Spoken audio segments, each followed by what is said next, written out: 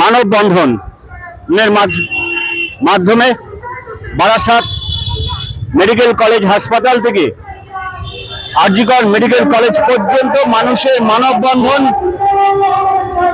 জাস্টিসের দাবিতে প্রতিবাদ তারা জানাচ্ছেন, সেই প্রতিবাদকে আমরা তুলে ধরার চেষ্টা করছি। মানববন্ধনের মাধ্যমে প্রতিবাদ জানাচ্ছেন।